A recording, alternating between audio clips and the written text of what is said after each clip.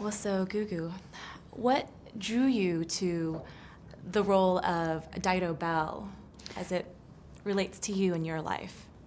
Well, for me, I love period dramas, and I grew up watching Pride and Prejudice as a little girl, and I went to RADA and studied Shakespeare and classical training, and so I've always loved history and historical dramas. Also, I suppose for me this was a really refreshing story because I found out it's based on a real painting, and Dido really existed. And I'd just never seen a story like this before, with a mixed race heroine as the lead, and who wasn't a slave. She was a lady in the aristocracy, and I just thought that was a really unusual perspective. What did you find the most challenging about this role? So many challenges. I mean, it's my first lead in a film, so just on a purely physical level, the stamina-wise, being in every scene was a challenge, and but great to work with an incredible British cast supporting me with that. I suppose, on a physical level, the corsets were pretty challenging to work with. It takes a little bit more of your energy, I think, when you can't breathe as deeply, with those corsets sort of pulling your ribs in, and also on an emotional level, Dido goes on quite a journey through this film, from this naive young girl who's been very protected, and to finding difficulties with her identity and frustration as to where she belongs, and then to the end of the story, she's really empowered and takes control of her own destiny. And for me, that was a challenge in itself, pacing that journey. But Amma Asante, the director, was wonderful in helping shape that.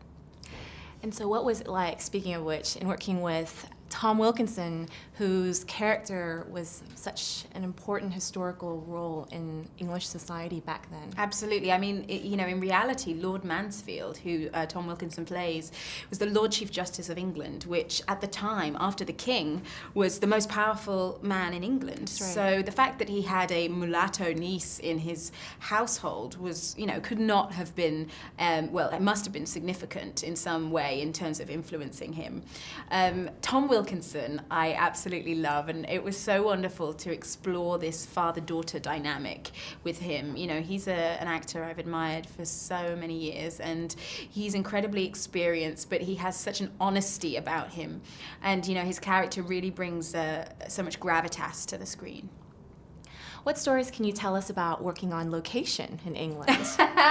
Yeah, well, we were actually shooting between sort of September and November in the UK, which, the weather on location can be a little temperamental. We shot for 3 weeks in the Isle of Man. In fact, one night particularly, we had these gale force winds. You probably can see it in the Vauxhall Gardens where the ladies are like promenading, and we just had to continue shooting because the schedule was very tight, and we couldn't wait for the wind to die down. And also, you're dealing with the rain and all of that stuff. For me, what was really special was that we shot a couple of scenes in my hometown of Oxford. Okay. In fact, the final scene of the movie is actually shot in Oxford. So as well as that being sort of the emotional climax of the film, it was extra special for me because it was my hometown, and my mum and dad got to visit the set. What was it like having your parents on the set? It was kind of crazy. It was sort of surreal because one of the streets that we shot on the day that my parents visited, me and my mum had often been to a coffee shop nearby, and we'd always said, oh wow, wouldn't this street be perfect for a period drama? And it was a cobbled street, around the back of one of the colleges in Oxford. And then, cut to however many years later, here I am in a carriage looking out of the window at this street that I've known since I was 10 years old. Oh. That must have been quite special for you. It was incredibly special. And what message would you want anyone to take away from this film with so many intertwining stories and themes? Well, it really is, a love story at its core, and as you say, we deal with so many issues like race, gender, class, identity. For me, these are universal issues. And I think especially the issue of identity, you know, where do I fit? I think that's something that most people have asked once in their life. And for me, you know, I hope that people take from it, you know, the idea that it's okay to be who you are.